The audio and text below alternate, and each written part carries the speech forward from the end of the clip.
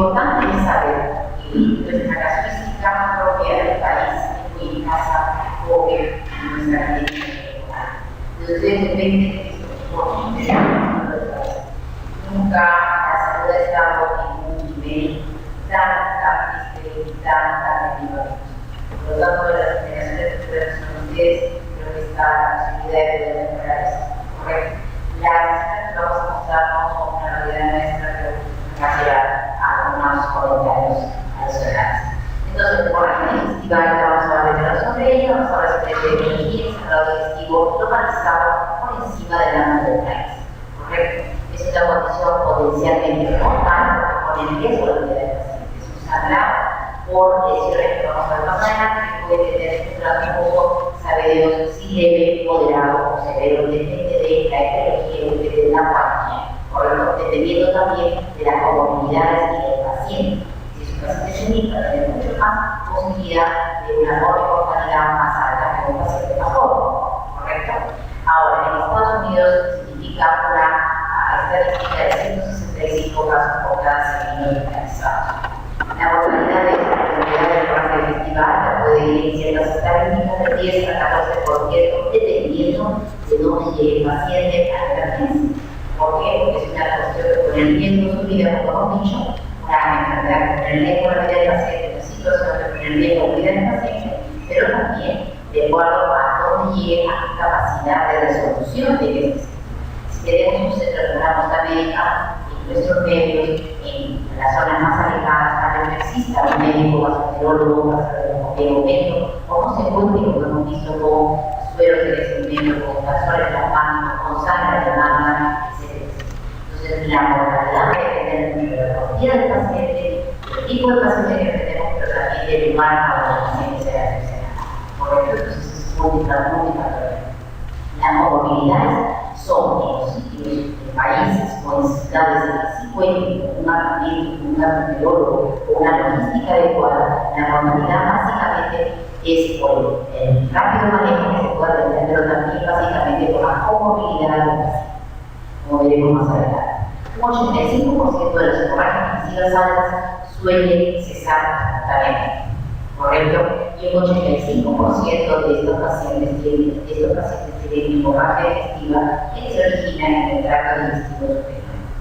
La manifestación o la síntoma clínica que vamos a ver en estos pacientes son hematomesis, es decir, los vómitos de sangre. Esto puede ser de color rojo vivo, puede ser de color rojo vinoso, o vino tinto, que es bueno siempre compararse para que el paciente no sepa, o familiares puedan describir qué es lo que vieron, qué es lo que trae al paciente, correcto, o acompañado de cuadros. Puede ser también desagrado de un color marrón oscuro, un color borráceo con vena, correcto. Ese color borráceo es porque los jugos gástricos, el ácido, el jugo gástrico, actuando con la hemoglobina de la sangre, toma ese color, un color marrón oscuro. ¿Okay? Entonces se ha vuelto borráceo, muy diferente a borráceo con B, porque borráceo tiene de porra, una hierba que crecía en ciertos lados de Europa y tiene color verde oscuro. Cuando uno tiene un poquito borráceo, habla de un cuadro de revolución intestinal. Mientras hablamos de borráceo con B, hablamos de hemorragia. Tengan cuidado porque ahora en las consultas que a veces recibo de los internos y algunos médicos aún se cometen errores. Ahora, la manifestación inicial que hacemos puede ser hematomesis, puede ser hematomesis a salida de sangre por la boca, ¿correcto?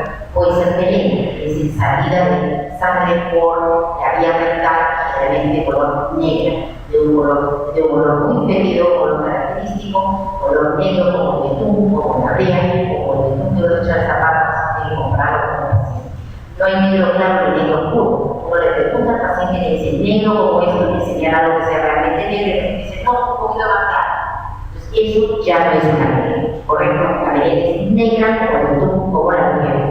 Eso es importante entender en cuenta. Y hematomesis. La hematomesis es todo sangrado por vía del ano, pero de color rojo vinoso acompañado uno de guano. O un sangrado que también puede ser rojo vivo.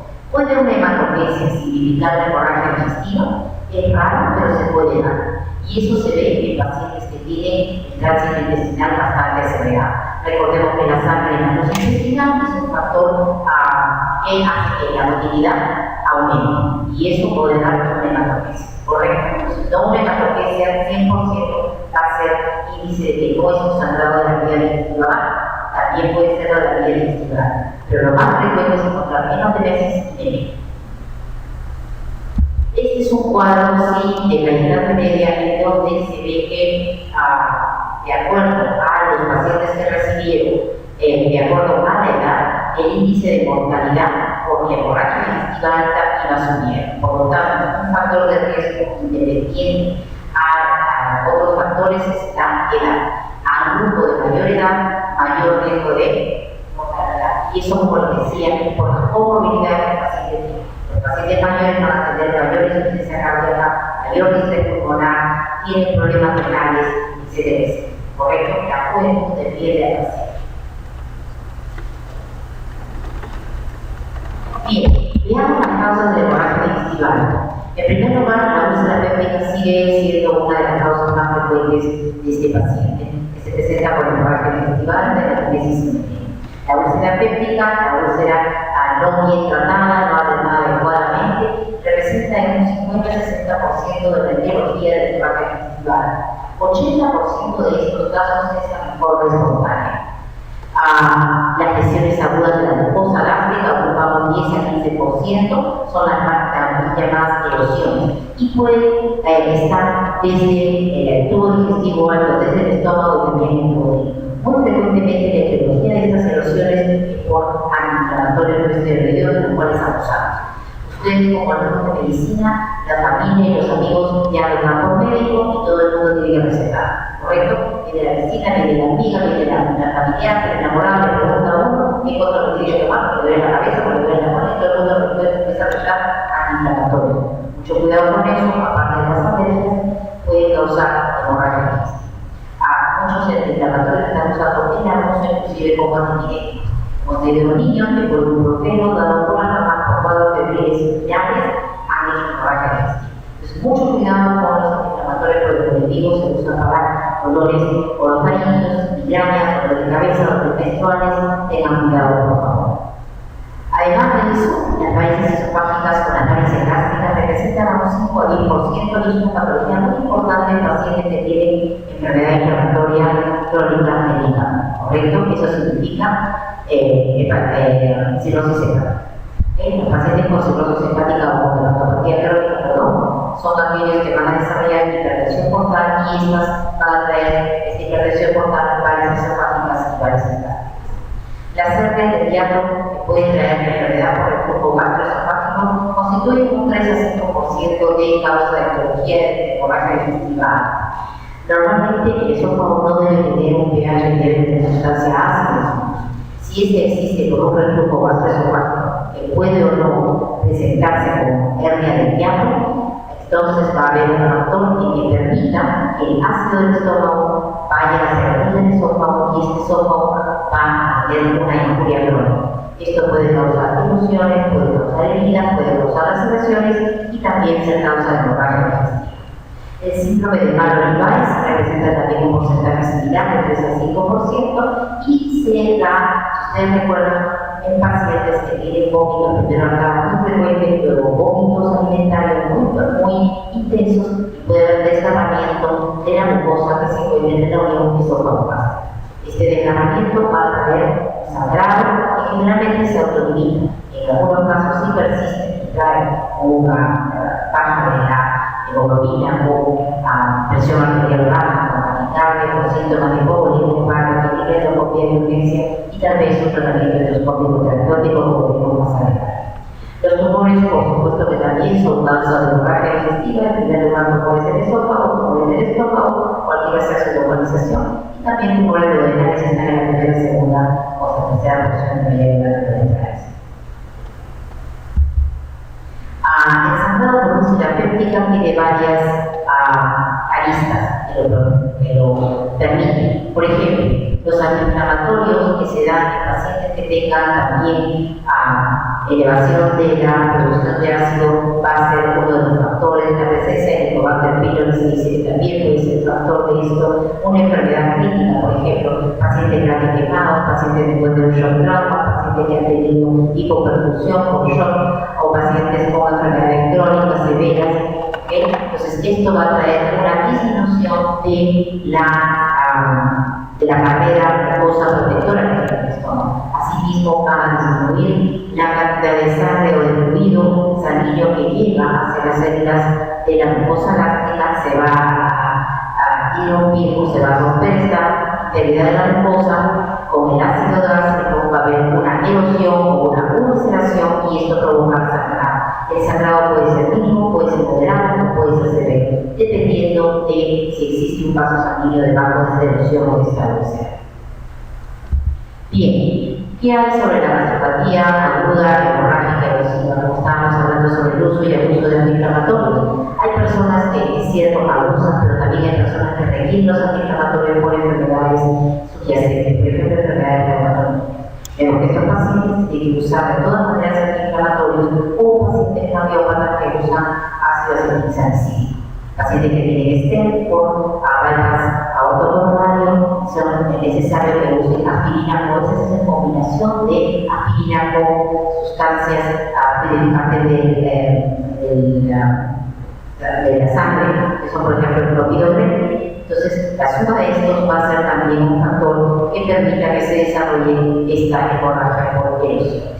En primer lugar, los antiinflamatorios, el alcohol, hay lo que se llama una gastritis aguda posalcohólica. A la gente ahora toma los jóvenes, hay una manera de tomar muy exagerada y en inglés, de repente no saben, se llama binge drinking. Es esa manera de tomar licor y que es bastante seguida en buenas cantidades, en importantes cantidades, sin ingesta de alimentos de forma rápida, ¿correcto? Entonces, eso se llama binge drinking y trae también una disminución del globo protector, trae también laceración y erosiones, ¿correcto? Entonces, a tomar en consideración.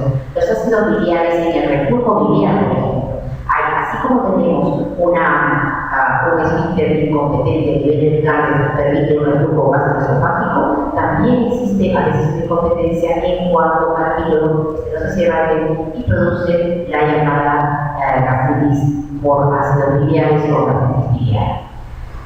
Una hipoxia de la glucosa, un paciente, como decíamos, post-trauma, por grandes quemados en pacientes por traumatismos múltiples a nivel de accidentes de tránsito u otros, pacientes en shock que pueden ser de tipo distributivo, de tipo séptico, ¿correcto? Entonces todo eso va a traer una hipoxia a disminuir el nivel sanguíneo de la glucosa, los factores protectores no van a disminuir. Los antiinflamatorios, como decíamos, se encuentran asociados a mayor riesgo de úlcera gástrica, sangrado, pero también, aprovechando esta imagen, esta lámina, hay que decir que no solamente produce sangrado a nivel del tubo digestivo alto, como es el esófago y el duodeno, sino también en hemorragia digestiva baja. Existe la colopatía erosiva por antiinflamatorio. Entonces hay que tener mucho en consideración eso.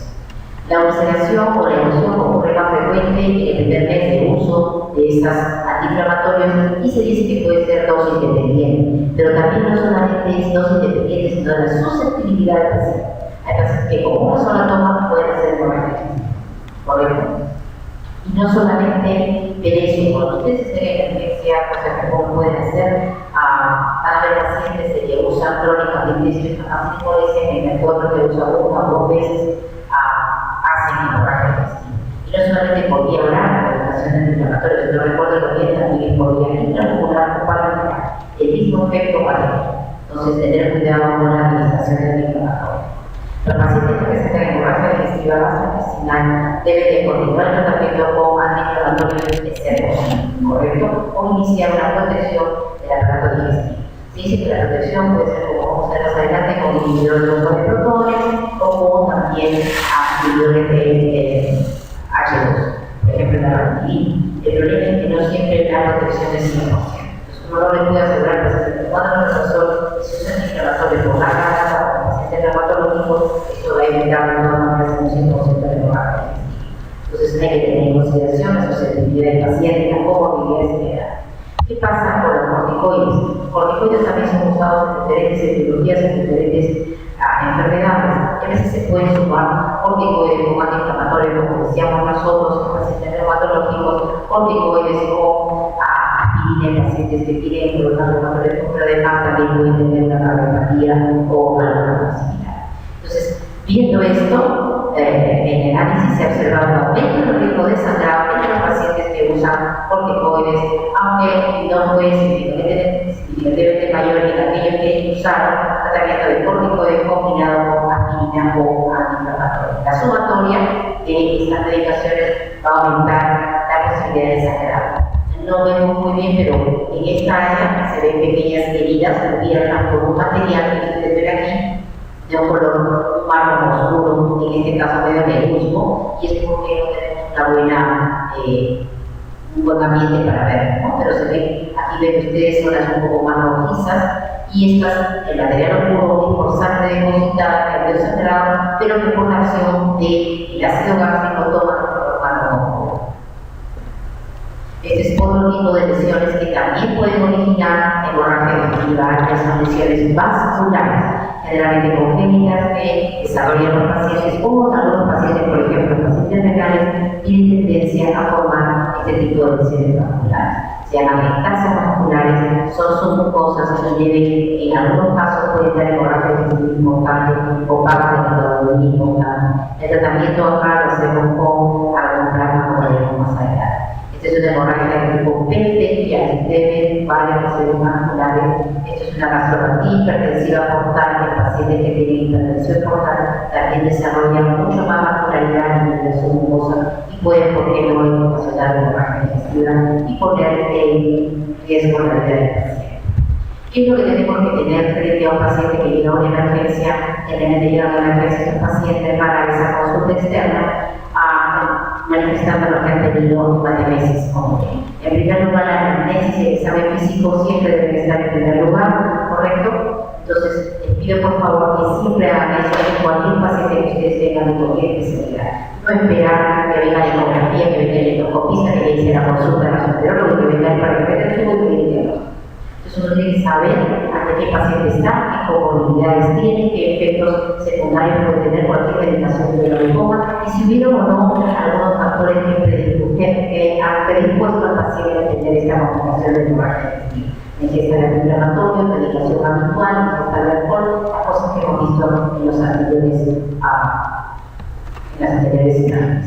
La valoración hemodinámica se hace a la par de la anamnesis. Mientras ustedes están en emergencia, salvo que estén en el seno y estén solos, tengan solamente a un técnico de enfermería o un cenetista, enfermera o enfermero que los acompañe, mientras ustedes indican que se puede poner una vía endovenosa al paciente, que van a hacer la anamnesis al paciente, si colabora con familiar, si está extraído con un familiar o con bomberos o con quien sea, como encontraron al paciente, qué es lo que tiene el paciente, por qué acude, van indicando a ustedes cómo se van las funciones vitales, ya sea presión arterial, pulso y si puede la oxigenación o una saturación de oxígeno. Ahora es mucho más fácil tener un pulso oxígeno de lo que antes se tenía, por lo menos para ver al paciente en qué estado, cuánto es lo que ha perdido más o menos de sangre según las siguientes explicaciones que vamos a dar. Establecer una vía periférica o una vía central. Una vía periférica sin sangrado de resumo, si tenemos a un personal adecuado y puede ponernos una vía central que es a través masivo, el paciente está shock trauma, lo mejor es una vía central. La colocación de la sonda nasogástrica, vamos a verlo más adelante, es discutible, pero sí se puede usar, no está mal, no hay que tener miedo si el paciente es cirrótico porque uno va erosionando una varice, en el arqueoteco, yo soy hepatología, nunca he visto una transformación, una cultura de una varice esofágica con la colocación de la sonda nasogástrica bien ubicada en el paciente, ¿correcto? El laboratorio siempre, como digo, todo esto es paralelo, preguntando al paciente, indicar que tome la presión arterial, el pulso, y poniendo la vía central, y además de eso, establecer una vía. Al laboratorio se va pidiendo en el momento, por lo menos un examen de hemoglobina hematócrito urgente, y ese es el nivel basal que vamos a tener para comparar cuál es el valor real del paciente. Cuando el paciente ingresa, dependiendo del tiempo que ha transcurrido entre el factor de hematemesis o melena, tendremos una certidumbre de si esta cifra de hemoglobina hematócrito es la que nos trae. Si el evento de hemorragia digestiva alta o baja sucede en menos de 6 horas de ser traído el paciente, el nivel inicial es un nivel basal. Y después de 6 horas o 8 horas del acto, que se tomó el nivel basal de hemoglobina hematócrito, hay que volver a tener un segundo control y ese es el real valor, ¿correcto? Porque ustedes saben que en hemodinámica el paciente puede estar inicialmente hemoconcentrado, Correcto, y dependerá también de qué nivel basal si el paciente tiene o sabe que tenía en datos anteriores, si lo conoce o no, o si el paciente no es lo que de, por ejemplo, literatura. Normalmente en natural los pacientes tienen un nivel de volumen mucho más alto, ¿verdad? Y eso es por el nivel de oxigenación. Entonces, todo eso hay que tener en consideración y todo eso es importante que uno haga la anamnesis en el paciente, siempre y cuando el paciente pueda colaborar. El grupo de factor sanguíneo es fundamental, porque los pacientes que llegan por emergencia van a necesitar muy probablemente algunos de ellos más del 50% de transfusión sanguínea. Bien, ¿qué es lo que tenemos que tener en cuenta en un paciente que tiene hemorragia digestiva? Alta o baja. En primer lugar, la edad. Como hemos visto en la segunda imagen, la edad es un factor de riesgo importante para ver el pronóstico del paciente. Si es o no portador de una coagulopatía, es decir, si es un paciente, por ejemplo, con una hepatopatía crónica cirrosis, sabemos que tiene un nivel de hemoglobina baja, pero tiene generalmente hiperurgencia. Aquellos pacientes que tienen el vaso grande, su función se va a ver muy acentuada y van a empezar a destruir a los glóbulos rojos de lo que se debe. El paciente cirrótico va a tener anemia, o el paciente cirrótico también va a tener plaquetas bajas, lo que hace que sus niveles de coagulación estén disminuidos. ¿Correcto? Entonces, o si tiene, por ejemplo, un problema de coagulación porque tiene una enfermedad hematológica como muy ilegal o como una enfermedad hemorrágica, una leucemia, etc. Si el paciente ha tenido antes episodios de hemorragia digestiva, es importante también preguntar. Es un paciente que tiene mayor mortalidad y si sabe la causa, mejor aún para poder nosotros establecer la resolución diagnóstica.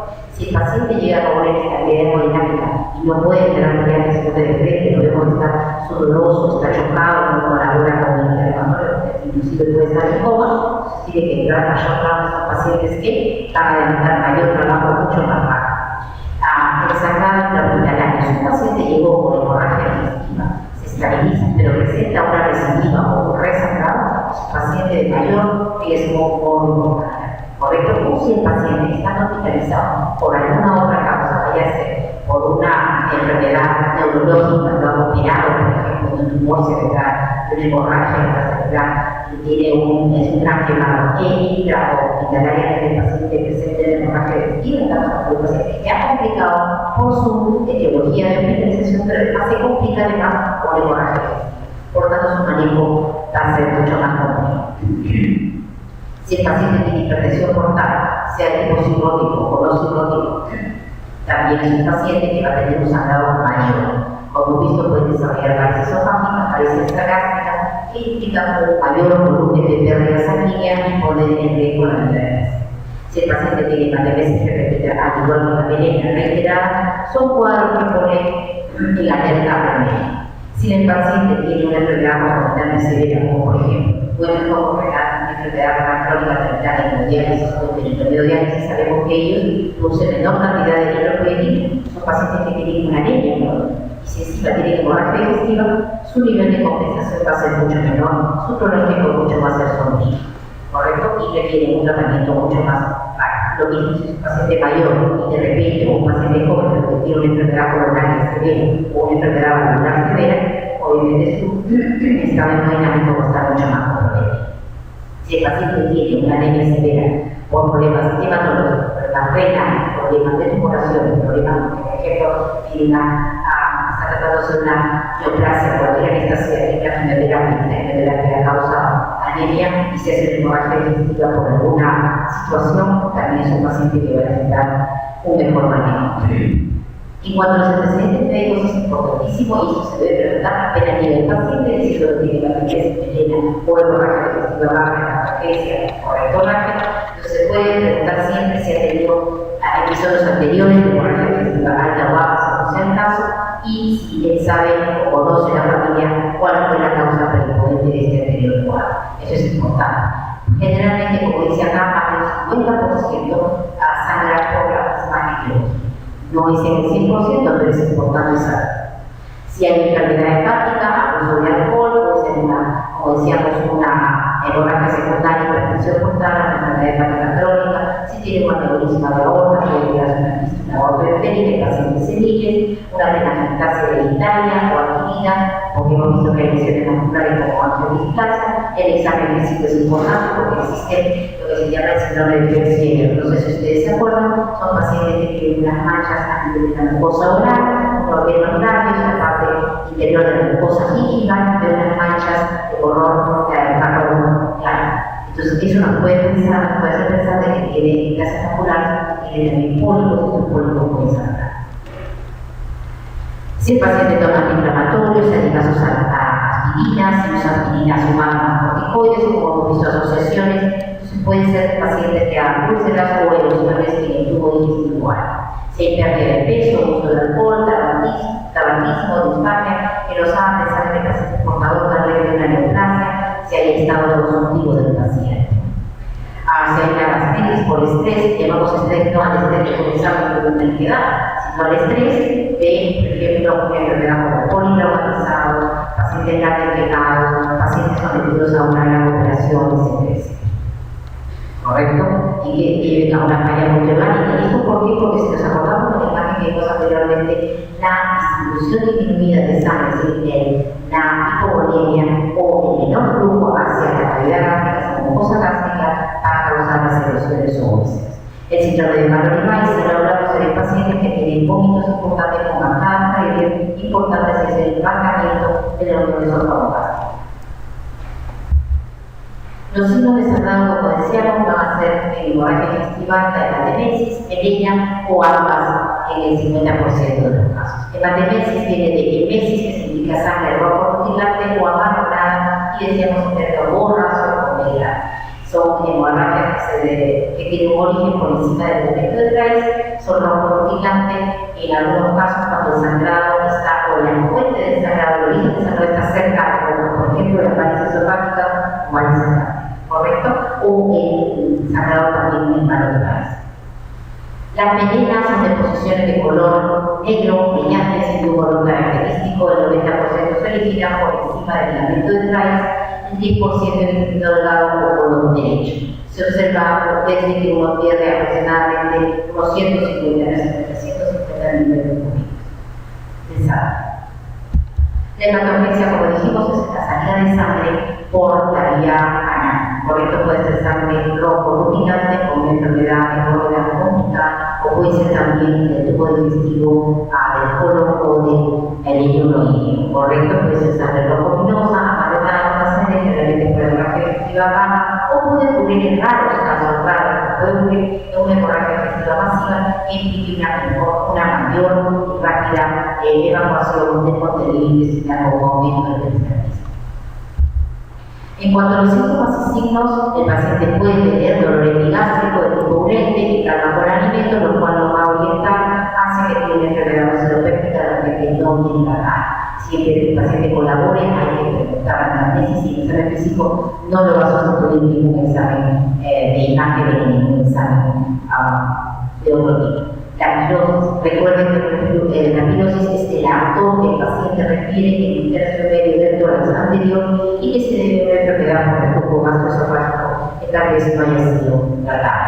Los vómitos antes de la hemorragia nos van a hablar de la posibilidad diagnóstica del síndrome de Mallory-Weiss y si usa los medicamentos como ya hemos hablado.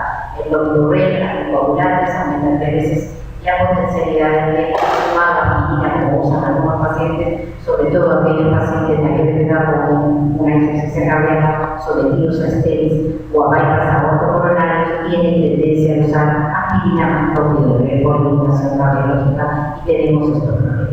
Y la pseudohemorragia digestiva o pseudohemorragia baja puede ser también alta o baja por la ingesta de algunos medicamentos. Correcto, por tanto yo trato de no utilizar. El bismuto es uno de ellos, muy comercialmente usado, hasta en réclames. Por favor, no los usen, y si los usen, advierten a que pueda tener deposiciones de paciente de color no negro puro, sino un negro plomizo, ¿correcto? Y también si los usan por vía oral como pastillas que se chupan, tengan cuidado de avisar al paciente. Particularmente yo no los utilizo como les digo, pero siempre he llamado a la emergencia a las 4 de la mañana para ver por qué el paciente tenía la lengua negra y estaba chupando el mismo. Entonces, por favor, también eso tengan en consideración, tienen que saberlo ustedes. O el hierro da un color no negro, por eso ustedes tienen que hacerle preguntar al paciente varias veces al cambiar. Es negro porque tú como la veas te enseñe un color negro. Y si dice no es más claro, tranquilo, ¿correcto? Pero si se confirma que es negro y se hace un tacto rectal, es definitivamente un examen que uno tiene que hacer en el paciente. Y si uno ve heces negras, por favor, ya saben que se trata de una hemorragia de la ¿correcto? Además de eso, el tacto rectal no deben dejar de sacar nada de que porque no había tranquilidad con el paciente, que el paciente lo quería, es parte del examen clínico y tiene que hacer. Ahora, esta prueba, me permito mencionar de la agua oxigenada, ya no se usa. La oxigenada todo va a bloquear, entonces no pierdan tiempo con la oxigenada. Bien, la hemorragia digestiva alta o baja puede tener escala de gravedad y para eso se han establecido índices. El índice de Roman, el índice de Bachelor, que son los más usados, y predicen estos índices la predicción de mortalidad y riesgo de resangrado del paciente. La gravedad por el índice de Bachelor identifica al paciente de bajo riesgo, que no requiere una endoscopia urgente que puede hacerse dentro de las 24 horas y no inmediatamente el paciente llega a la sala de emergencia, siempre y cuando, por supuesto, el paciente esté con funciones vitales estables. Esa es una de las cosas que siempre identifico con los pacientes, con los médicos de emergencia, los médicos de no trauma, los médicos de quieren que apenas el paciente hace el hemorragia digestiva, la gente luego suba con el doble al paciente. Entonces eso siempre discutimos. El paciente tiene que tener, en primer lugar, funciones vitales estables. En primer lugar, tiene que colaborar, porque el riesgo de infección también existe. La neumopatía vegetativa es aumentada en hombres sobre el paciente y puede hacer que el paciente presente una dificultad.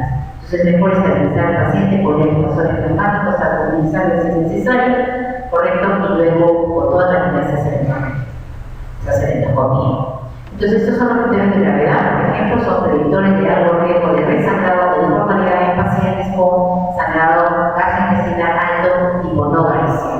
Los endoscópicos, los datos endoscópicos hay que haya sangrado activo, que se encuentre un vaso visible que no esté sangrando o un coágulo que sea debido a la zona de sangrado, que tenga una úlcera de tamaño mayor de 2 centímetros, que las úlceras estén localizadas en la parte posterior de la curvatura menor del estómago o en la curvatura posterior de la pared duodenal.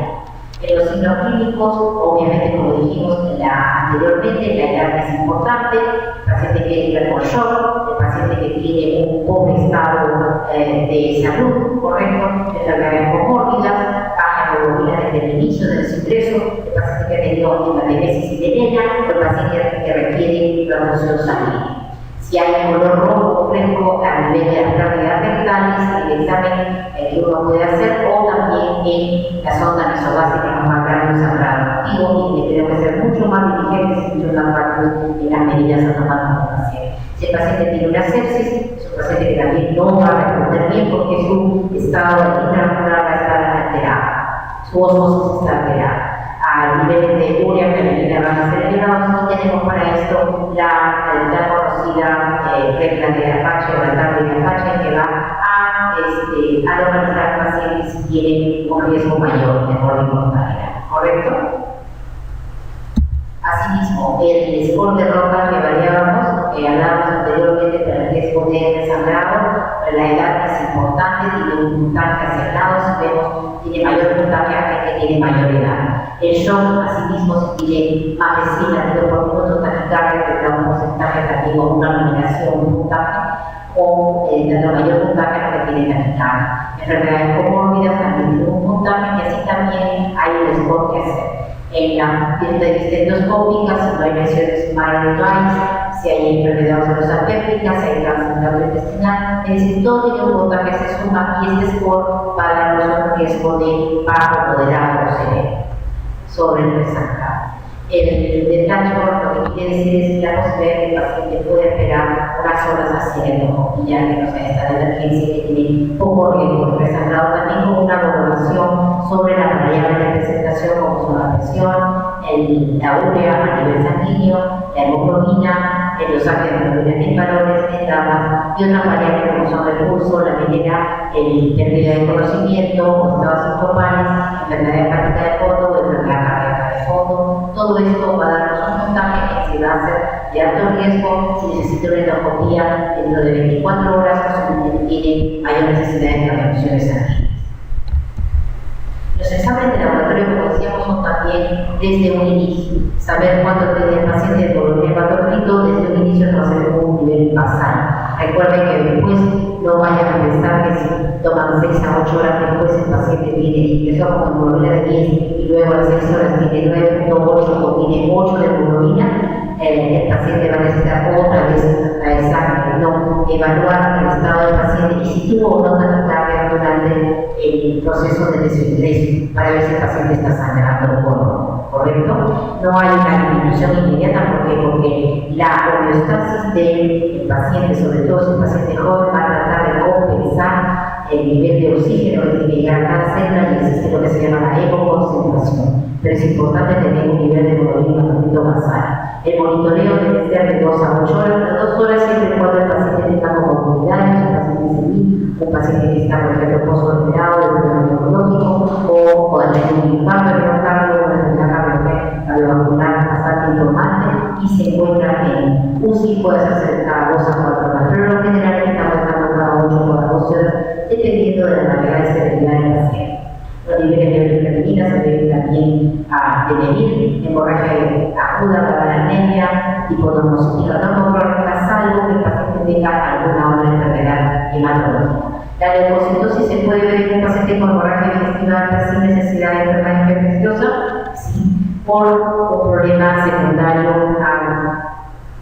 agregado que es la hemorragia digestiva, ¿correcto? Una compensación de la médula ósea. En pacientes ancianos siempre va a haber razón de enfermedad cardiovascular, un electrocardiograma, una enzima cardíaca, alto riesgo de infarto miocárdico, sobre todo cuando el hemoglobina está por debajo de 7, de 7,5.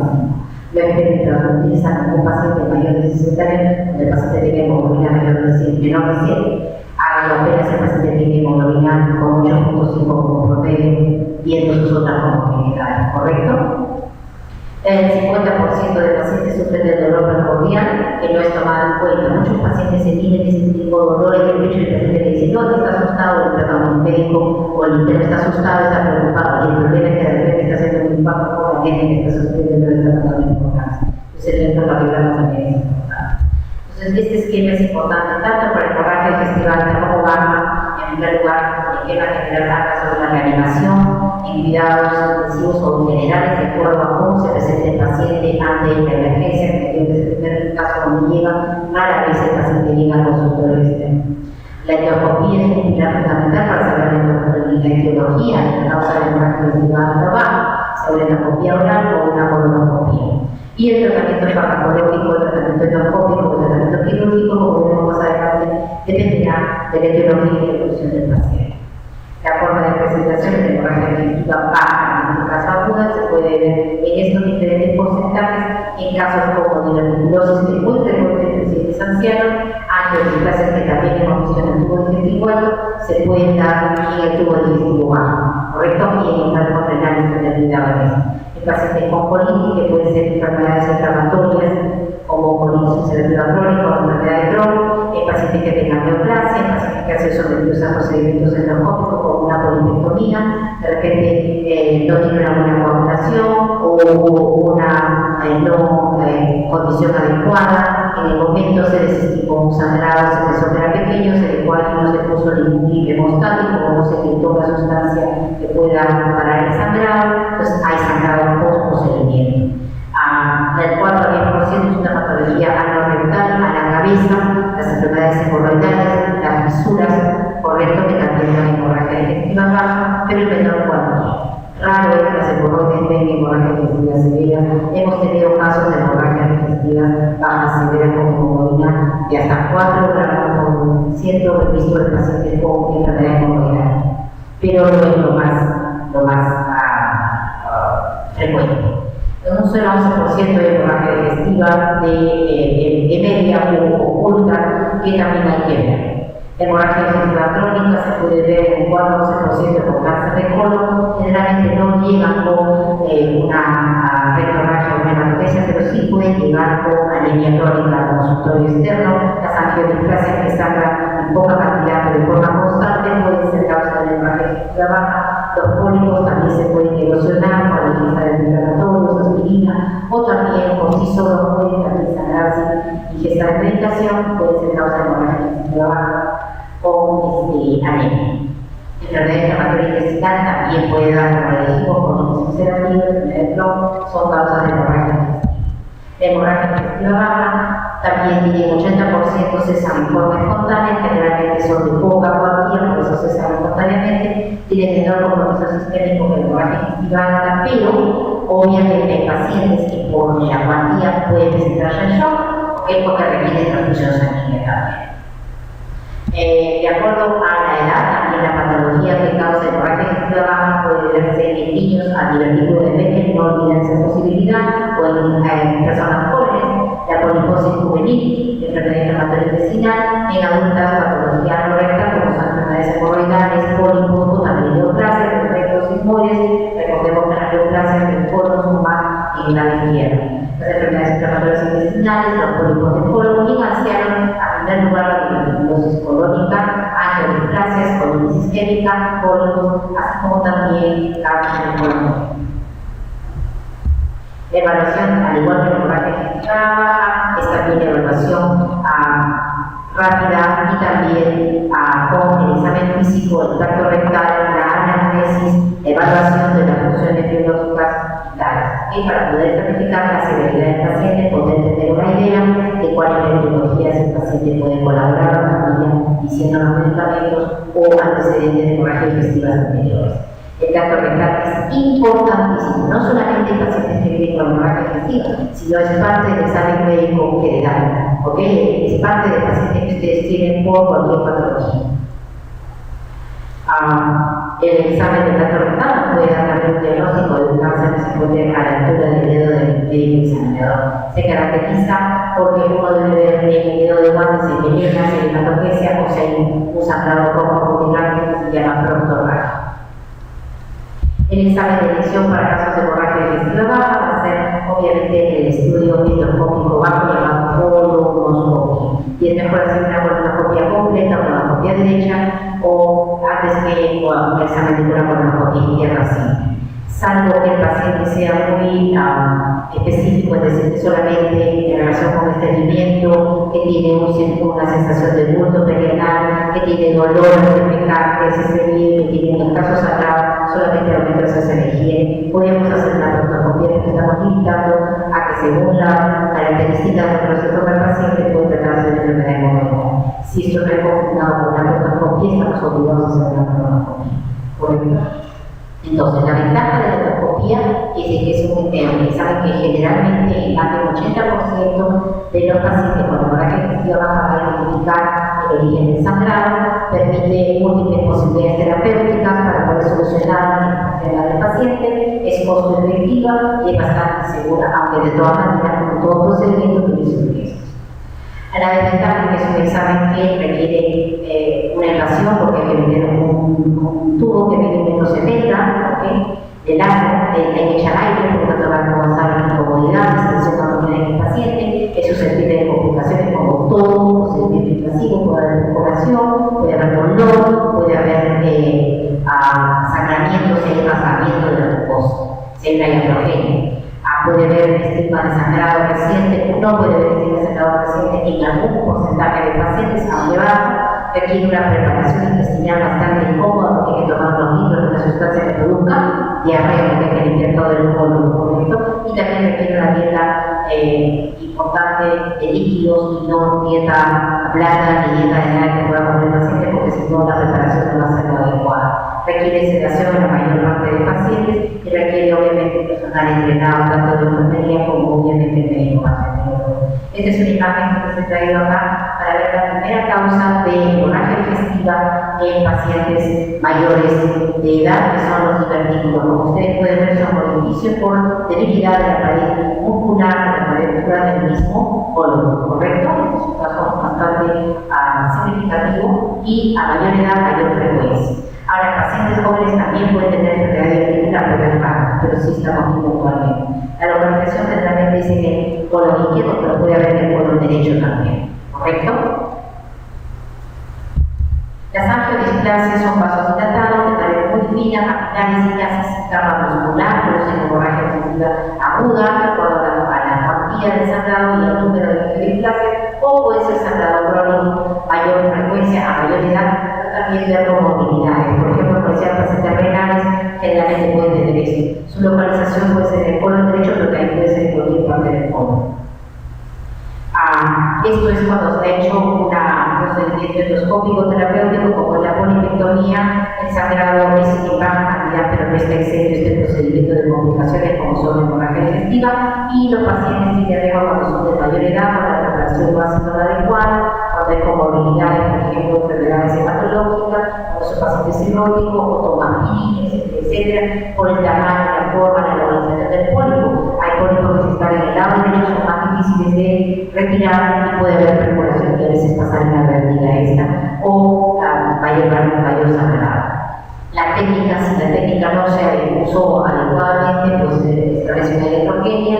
Si el paciente reinicia la medicación rápidamente, como son aspirina o clopidogrel, que estuvo tomando como heparina por alguna situación que la tenga que utilizar, el sangrado sí puede presentarse a las 24 a 48 horas con procedimiento. Entonces, tener en cuenta eso.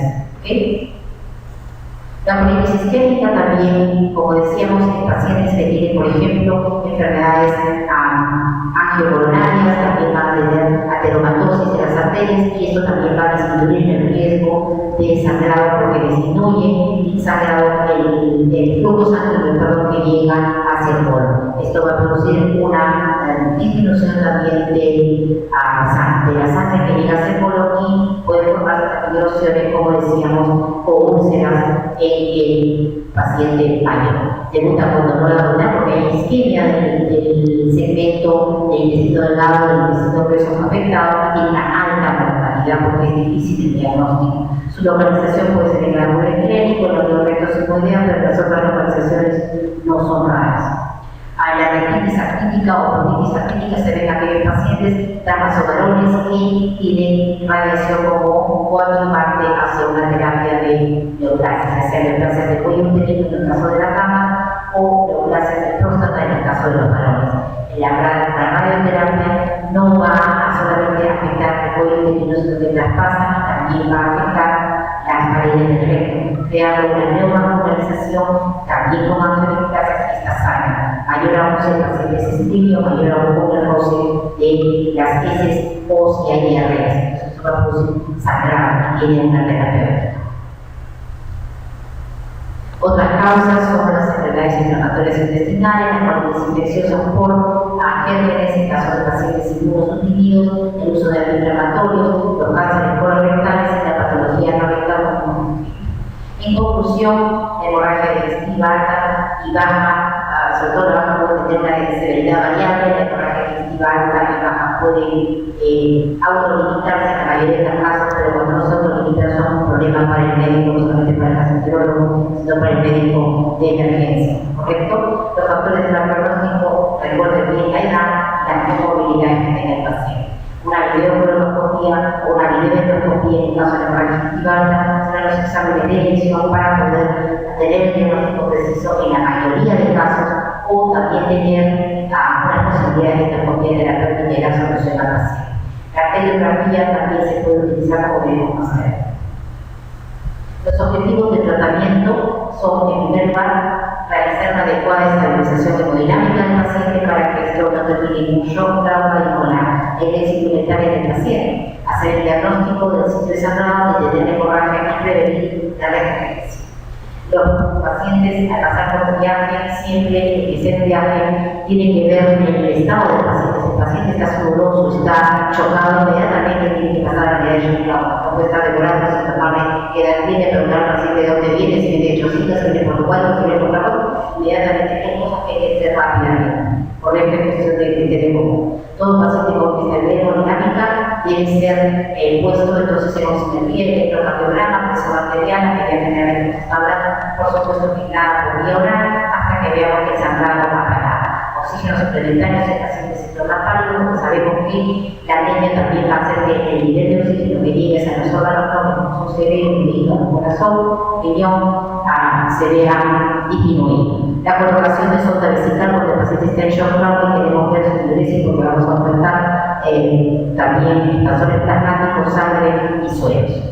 2 vías periféricas como mínimo el paciente que llega a shock trauma. dos vías periféricas. Tenemos una vía central, dos vías periféricas, una para ir pasando suelo cuando traiga la sangre, si podemos acceder a paquetes regulares, pasando la otra simultáneamente. Tener cuidado si el paciente es muy senil, no pasar muy rápido, porque si no vamos a tener paciente complicado con una sobrecarga, ¿correcto? Y hacer insuficiencia cardíaca. Eso a poco uno va a entender. La intubación endotraqueal en aquel paciente que tiene alteración de conciencia, porque si el paciente está vomitando, porque llega paciente con hipótesis, súbitamente el paciente no está exactamente comienza a vomitar. Si es así, llamar, nos estamos preparando la intubación a endotraqueal para evitar la neumopatía aspirativa. Hay que poner sonda nasogástrica a todo paciente que dice que tiene una hematemesis o una melena, no siempre. Los gastroenterólogos no colocamos sonda nasogástrica, generalmente basta con el paciente, si nos dice que tiene una hematemesis, tenemos a taquicardia, tenemos la presión arterial está disminuida, el paciente ha agarrado esos síntomas, pues no necesitamos colocarla, ¿correcto? O sea, un dato retano, como que melena o no la hay, o sea, lo que sea, no colocamos una sonda nasogástrica. Pero a veces llegamos a cualquier paciente y ya se le ha sido colocada en emergencia. Tampoco es eso malo siempre, no colocar la sonda nasogástrica y dejarla tapada. Eso le ha pasado a mí, llegar a verla y está bien tapada la parte final de la sonda nasogástrica con una bolita de un medicamento, ¿ok? Que está enrollada y la tiene acá bien cubierta con un disparador para que tenga la sonda nasogástrica, ¿ok? Déjenla drenar, porque sí puede ser de alivio en aquellos pacientes que tienen náuseas o vómitos porque tienen la cavidad gástrica ocupada por un vapor. Eso es la sensación de náusea. Para aliviar al paciente sí se puede colocar la sonda nasogástrica y haga que el paciente pueda drenar los coágulos o el contenido hepático que tiene la cavidad gástrica. ¿Me dejo entender? Entonces, generalmente nosotros no la usamos, no la colocamos, no la consideramos necesaria. Pero si tenemos alguna duda, porque el paciente dice, no sé si voy a empezar, si no me conviene, que era porque la conviene rápido, bueno, pues si no quiere, puede poner la sonda nasogástrica. Pero todo depende del examen clínico del paciente, qué síntomas ha tenido, de lo que nos refiere la familia, qué medicación ha tomado de la anamnesis. Correcto, entonces siempre volvemos a que la anamnesis es lo más importante. A mejora de la situación con la endoscopía cuando queremos de repente lavar el estómago antes de hacer endoscopía, si hay aspiración de sonda roja rutilante, sabemos que es un sangrado activo, si el sangrado es oscuro, podemos respirar porque el paciente ya no está sangrando activamente, es un sangrado presente pero no activo. Si la aspiración es negativa, solamente vamos a encontrar de repente un contenido gástrico que es blanco o amarillento, nos da más tranquilidad y podemos decir que no es una hemorragia digestiva, es una pseudohemorragia digestiva de repente por indigesta de todos los hierros como hemos hablado anteriormente. O también, porque el paciente puede también, hay que ver eso, el paciente que tiene que tener hemorragia digestiva, que pichó negro todo, y sin embargo no tiene ningún síntoma, no tiene la presión está en curso. Tenemos que entender que el paciente también que tiene la posibilidad de llamar la atención, manipular, por distintos efectos, ya sea por cuestiones de manipular a la pareja, manipular, qué sé yo, el caso médico, un montón de cosas, se ven muchas cosas en emergencia. Correcto, entonces ahí se puede poner la sonda nasogástrica, hay cosas que nunca más se la vuelva diciendo que tenemos depresión o no tiene. Entonces hay que tener todo esto. Bien, el tratamiento no se recomienda usar inhibidores monoprotores antes de hacer una endoscopía, esto según algunas líneas, pero nosotros en emergencia utilizamos los inhibidores de protones por vía endovenosa cuando el paciente llega con hemorragia digestiva, se instala una vía endovenosa y se comienza a colocar estas sustancias, ¿correcto? En algunos sitios se inicia después de la endoscopía esto del inhibidor de bomba de protones. Como les digo, eso depende de los protocolos de los establecimientos médicos, nosotros lo seguimos. En pacientes inestables, la endoscopía debe realizarse inmediatamente después de la resucitación con fluido terapia, cuando tengamos funciones vitales estables. En los pacientes estables, la endoscopía debe realizarse dentro de las primeras 24 horas. La resucitación con fluidos en pacientes que presenten un sangrado activo por lo menos a medio litro de suero salino o un cristaloide o un expansor plasmático dentro de los primeros 30 minutos, reponer la hemolemia con cristaloides, el objetivo es que tenga una presión arterial sistólica entre 96 y que baje la frecuencia cardíaca por lo menos a 100 y que tengamos una diuresis por lo menos adecuada en los pacientes. Por eso es importante también en pacientes chocados poner una vía de una sonda urinaria para ver el contenido de la orina y ver cómo va orinando el paciente.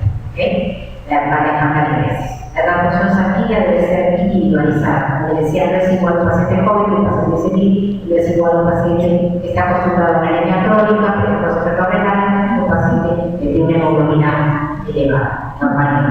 Entonces, si es menor de 7 gramos por decilitro, habrá que evaluar la posibilidad y en casi todos ellos se pone sangre, pero en pacientes que tienen enfermedad coronaria, en pacientes que tienen otro tipo de comorbilidades, con 8.59 uno puede indicar la función sanguínea. ¿Correcto? Evitar la sobreproducción de pacientes con hemorragia digestiva alta por varices esofágicas. Pacientes cirróticos están acostumbrados a tener una anemia y si ustedes sobrecargan al paciente tratando de llevar a un paciente que llega con 7, con 8, el hemoglobina que lleva a 10 o 11, el paciente va a llegar realmente su varices y va a resangrar de la varice que sacó. Entonces tengan cuidado con el paciente que maneje. El tratamiento endoscópico es algo que últimamente se está usando y ha disminuido entonces así la cantidad de pacientes que por hemorragia digestiva alta o baja tienen que atravesar las operaciones. La modalidad diagnóstica de elección, con la endoscopía que tendría la causa específica y el tiempo de endoscopía ya hemos visto en pacientes estables se puede hacer dentro de las 24 horas y en pacientes inestables dentro de no poder estabilizar al paciente, sobre todo en sus funciones vitales. La ventaja de la endoscopía es que si está precoz va a permitir detectar un paciente de bajo riesgo y poder, si ya no hay sangrado, darle de alta rápidamente, lo cual el costo-beneficio permite también la endoscopía activar terapia, como es acoplarla, como es cicloterapia, como son clips hemostáticos, son diferentes salidas endoscópicas para parar el sangrado y disminuye así la mortalidad. Se posterga una endoscopía si el paciente tiene un infarto de miocardio reciente, así y una insuficiencia respiratoria grave y una cirugía reciente, porque uno va a tener que poner aire dentro de la cavidad si hay una inestabilidad hemodinámica. Uno tiene un INR de 1.5 a 2 para hacer la endoscopía, es bueno y se debe reiniciar una anticoagulación dependiendo del paciente entre los 3 a 4 días posteriores al inicio de la hemorragia digestiva y que estaría en los siguientes. ¿Okay? Las contraindicaciones de la endoscopía cuando hay sospecha de una perforación, por ejemplo, en un paciente que acaba de tener un traumatismo, muy traumatizado, escuchamos que hay una víscera hueca o una víscera sólida que está sangrando o que hay una perforación, no se puede hacer la endoscopía. Entonces, tener en consideración de evaluar bien al paciente, hacer la tomografía si es un paciente politraumatizado y que tiene una hemorragia también por una lesión en el hígado, en el estómago, se puede romper, en el parte, hacer el vaso, no sería conveniente hacer una endoscopía en ese momento hay que dar las medidas para mejorar el radio hemolémico y de repente el paciente que da sala de operaciones antes y fijar los órganos sólidos o que estén perforados y después verlo de la endoscopía más adelante. Si hay falta de consentimiento escrito, ojo, ahora los médicos, ustedes también tienen que cuidarse cuando están en la profesión de que todo procedimiento tiene que ser firmado por el paciente, si está en condiciones o por los familiares, y si viene traído por los bomberos, ustedes tienen que poner que escribir bien que el paciente esté en malas condiciones y sustentar porque ese es uno u otro procedimiento solamente por el riesgo de vida del paciente y no teniendo familiares y personas a ese paciente, que el paciente está en condiciones, ustedes toman la decisión por el paciente.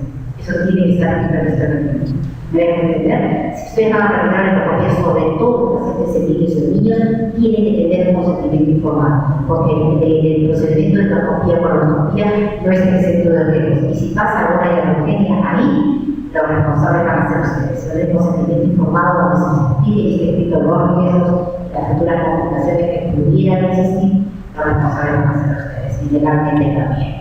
¿Okay? Si el paciente no opera una agitación psicomotriz, si no desea hacerse el examen, pues no se puede. Si hay alteraciones de la hemostasia como una coagulopatía, también. ¿Okay? Las úlceras sangrantes, la terapia endoscópica se va a realizar y se tiene manera de cómo ver el tipo de sangrado que tiene el paciente y la posibilidad de que resangre. ¿Correcto? Esto es una tabla cuando hay sangrado a chorro, cuando hay vaso visible, cuando hay un coágulo, y de acuerdo a esto es que uno va a determinar si el paciente tiene posibilidad de resangrar en el porcentaje ahí indicado. Imágenes para ver un sangrado activo, este es un vaso sangrante, ¿correcto? Y así bonito se ve. Este es una Forres, que es la determinación del Forres, el sangrado activo. Este es un sangrado en babeo, con un napa de un área. Este es un sangrado en que el coágulo está adherido a un vaso sanguíneo, que es el tipo de hemorragia del paciente. Este es un vaso sanguíneo, que se ve una mancha oscura sobre una superficie blanquecina. Esta es una úlcera por restringida de tejidos fibrinos, no se ve vaso sanguíneo, no se ve sangrado arterial, es un paciente que tiene muy poca posibilidad de sangrado y que se puede dar de alta. Otra imagen igual, acá vemos una mancha roja por un vaso sanguíneo que tiene una mancha roja, y acá una úlcera por restringida ya fibrina sin posibilidad de sangrado conmigo, posibilidad de sangrado. La inyectoterapia es un método endoscópico que es bastante utilizado y se usa a través del canal de endoscopio. Se puede poner un aditamento que es un catéter con la extremo distal, tiene una aguja, y este catéter va a llevar a través de la aguja una sustancia que puede ser un vasoconstrictor como adrenalina diluida, una sustancia esclerosante como el cianoacrilato, que es un adhesivo, o una sustancia esclerosante como la morfetanol, ejemplo como el poliuretano. Correcto, esto se usa de acuerdo a las lesiones que encontremos. El cianoacrilato, por ejemplo, se usa para pacientes que tienen varices sangrantes gástricas. ¿Okay? La coagulación térmica también es otra lesión que se puede, otra método endoscópico que se puede utilizar. Hay dos tipos de esto, como son con contacto, la zona monopolar, la zona bipolar, y sin contacto como la placa, que decía que es el método de lesión para aquellas lesiones vasculares que producen hemorragia digestiva alta o baja. ¿Okay? Y aquí estamos viendo el catéter de argón, no se pega a la mucosa, pero sí tiene un gas, que es el argón, que va a cicatrizar la lesión vascular que produce sangrado en el paciente.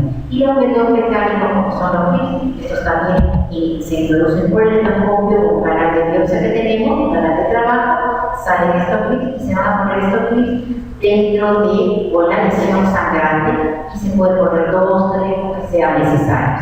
¿Correcto? Las bandas elásticas son colocadas en las varices esofágicas con lesiones sangrantes que puedan ser vistas, por ejemplo, en el fondo gástrico, como son las angioplasias llamadas de la Juan, que son característicamente vistas en el estómago, en el fondo o tercio superior del cuerpo gástrico, y que también estas lesiones de la Juan dan hemorragias digestivas importantes.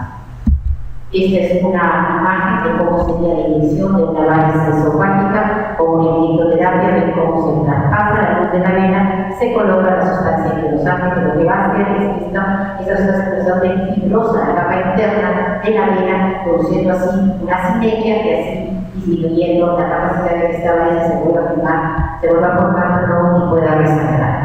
Entonces la levadura va a desangrar el paquete matricial, va a producir una necrosis con esta estrangulación, porque no va a llegar sangre, es una necrosis isquémica, y produce esto la vital necrosis y obliteración de la luz de la varice. La sonda de Sengstaken es una sonda traumática, pero que sirve mucho y que debe estar siempre en todo hospital. No la tienen todos los hospitales de renalástica, pero tiene que saber el casetero, lo tiene que saber ponerla, y el médico de luz de emergencia también. Esto se utiliza en pacientes que no responden a una terapia endoscópica, ¿correcto? Porque hay pacientes que no van a poder sostener RIPS, que no van a ser tributarios o no responden bien a una inyectoterapia, como hemos visto. Se usa para pacientes que tienen sangrado por varices en el esófago o varices gástricas secundarias a una hipertensión portal. Tiene 2 valores, como ven acá, que es el valor esofágico y el valor gástrico. Se puede disimular con aire o con líquido. Correcto, tiene una técnica, es un método bastante traumático, pero que puede salvar una vida, y luego en menos de 24 horas se puede hacer una endoscopía para poder solucionar el problema. El manejo de post-endoscopía tiene que ser de acuerdo a lo que se encontró en la etiología y a qué se pudo hacer. A las lesiones de alto riesgo requieren más o menos un control de 2 horas, si de bajo riesgo no requieren hospitalización, ¿ok? O la hospitalización será de acuerdo a cómo se le evoluciona el paciente, cómo se hacen soluciones vitales. Se justifica el uso de inhibidores de protones a doble dosis por 3 días. Vamos a ver cuáles son las dosis más adelante. El paciente debe ir de alta con inhibidor de protones a dosis única cuando el paciente sale de alta, excepto en esos pacientes que se dan doble dosis cada 12 horas. Las úlceras gástricas cicatrizan generalmente a las 8 semanas y las úlceras duodenales cicatrizan generalmente a las 6 semanas. Eso es importante para saber cuándo se hace el endoscopio. En cuanto a la transfusión sanguínea, la transfusión de plaquetas en pacientes estables sin hemorragia digestiva activa no es necesaria. Si el paciente que tiene plaquetas bajas por hipertensión portal, por hipertensión cirróticos o en pacientes que tienen alguna enfermedad hematológica. Se ven transfundir plaquetas y de menor de 50.000, si el LR hay que transfundir placas del LR de 1.5 o si los otros parámetros hematológicos están alterados. La somatostatina también se puede utilizar en pacientes que tienen hemorragia digestiva por hipertensión portal, ¿correcto? El opioide también es algo que nosotros tenemos, somatostatina no tenemos en el hospital, tenemos aquí, el opioide sí tenemos y se usan en dosis ya establecidas. Los inhibidores de bomba de protones son indicados a la endoscopía terapéutica o antes también se da al principio dosis doble al inicio en polo y luego una dosis de 40 miligramos cada 12, cada 8 horas en infusión continua o cada 12 horas en 40 miligramos por mes. Otros fármacos que no están estatalizados todo en nuestro medio, eritromicina, la beta-proteamida se utiliza para vaciar el estómago, generalmente nosotros no lo usamos. El ácido tranexámico disminuye la mortalidad, pero no se ha visto que disminuye el antibiótico sangrado. Cuando sea posible, anticoagulantes, si es que es necesario, si no, si es que el paciente, por ejemplo, se ha tomado en exceso aspirina o se les ha puesto por error demasiado anticoagulante, podría usarse el anticoagulante, que eso lo decide el hematólogo. Pacientes de bajo riesgo o pacientes que son hereditarios, que tienen ausencia de alteraciones hemodinámicas o niveles de volumen estable, con estudios de coagulación severa y con no presencia de comorbilidades que estén alteradas en ese momento. Se debe continuar con la medicación habitual en el paciente que tenga hemorragia digestiva por aspirina o por corticoides o asociados a antiinflamatorios, dependerá del estado del paciente, sobre todo de cuán necesario es. Evitar el abuso por el paciente que sí lo van a necesitar, ¿correcto? La aspirina debe ser reinstaurada en el paciente con problemas cardíacos importantes o portadores de stents. En ellos no se puede evitar, pero sí tratar de dar las indicaciones indispensables y tratar de dar inhibidor de bomba de protones o ranitidina como tratamiento a largo plazo. El tratamiento puede ser médico, como hemos visto, de transfusión sanguínea, puede ser de expansores plasmáticos, etcétera. Puede tener servicio como hemos visto endoscópico, arteriográfico o llegar en ciertas situaciones hacia el tratamiento quirúrgico. La indicación de la angiografía es cuando hay un fracaso endoscópico y no se tiene lugar de sangrado, o cuando se tiene la grasa y lugar de sangrado, pero la endoscopía terapéutica no es efectiva para poder así enviar a sustancias como son, por ejemplo, el colon de hierro para poder construir la vena o el vaso que está sangrando. Las contraindicaciones son que el paciente tenga alteración de la coagulación, plaquetas, tenga una sepsis que esté bastante inestable y se hace un diagnóstico a veces en pacientes que no se logra hacer el endoscópico de un 30% o se consigue a pacientes hacer repostasia en aquellos que no se pudo conseguir con un endoscópico en un buen porcentaje siempre y cuando el médico de la revista de esté bastante capacitado. Tiene complicaciones de la angiografía, por supuesto, porque puede haber un espasmo arterial, puede tener dolor, puede tener la eliminación de trombos y causar problemas a nivel pulmonar y cardíaco. La radiografía tiene una sensibilidad de este porcentaje, una especificidad del 100%, no está exenta de complicaciones, se usa en sangrados importantes cuya etiología a veces no se ha podido solucionar con la endoscopía o no se ha logrado evaluar. El sangrado, así es que el sangrado es masivo y no se ve con ninguna otra terapéutica y es repetido, el tratamiento es de necesidad quirúrgica. La mortalidad es alta porque son pacientes bastante comprometidos. La recidiva o la resangrado se puede dar en los pacientes y hemos visto cuáles son las probables causas o los probables factores comorbidos, como son la edad, por ejemplo, puede ser nuevamente masiva, puede ser por el fracaso de la endoscopía, puede ser una recidiva tras dos tratamientos endoscópicos que de repente van a hacer que vemos por la posibilidad de la intervencionista la posibilidad de quirúrgica. La hemorragia digestiva media, así llamada, existe a nivel entre el ángulo de Wright y la redonda. y la válvula ileocecal, definida como el sangrado que existe en el intestino delgado, en un ovillo, ¿correcto? Puede ser normalmente son lesiones vasculares como la angioplasia, lesiones de derma, malformaciones arteriovenosas, úlceras inflamatorias, enfermedad inflamatoria intestinal y neoplasias como son como gastrointestinales, endocrinología, los linfomas que también pueden ser haciendo el tubo digestivo del intestino delgado o cánceres primarios del intestino delgado. 10 a 20% de pacientes van a tener también hemorragia, en la cual ni el estudio radiográfico ni el estudio endoscópico consiguen ver cuál es el etiología. El tanto de hemorragia digestiva alta como baja, ¿correcto? La hemorragia digestiva pura evidente y saber sangrado recibe con veneno en el momento que sea que no se logra detectar el punto de sangrado, y la hemorragia digestiva oculta oscura es aquella que tiene anemia, deficiencia de hierro, de positivo, que no se encuentra todavía el sangrado. Generalmente esta hemorragia digestiva no es aguda, sino crónica. La cápsula endoscópica, que es una cápsula que el paciente traga para poder tomar fotos, luego de una de la computadora para poder ver el sitio de sangrado, sobre todo en la hemorragia digestiva oculta, hemorragia digestiva media, y este es el endoscopio con doble valor cuando uno quiere buscar lesiones a nivel del intestino delgado en uno y otro. Puede hacerse por vía alta o por vía baja. El pronóstico dependerá de los factores que hemos visto, de la edad del paciente y las comorbilidades. Y esto, como hemos visto, es lo que se debe hacer, un sangrado digestivo correcto.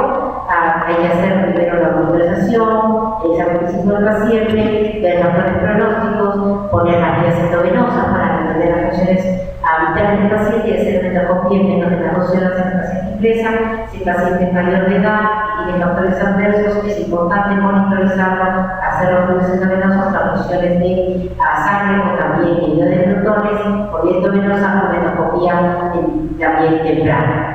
Y si el paciente está estable, con factores adversos mínimos, una medicación con el paciente y hospitalizarlo en cámaras generales, reponer los fluidos que sean necesarios, instalar la terapéutica endovenosa con el de protones, hacer una endoscopia hasta dentro de las 24 horas o después. ¿Correcto? Eso es lo que queríamos conversar con ustedes.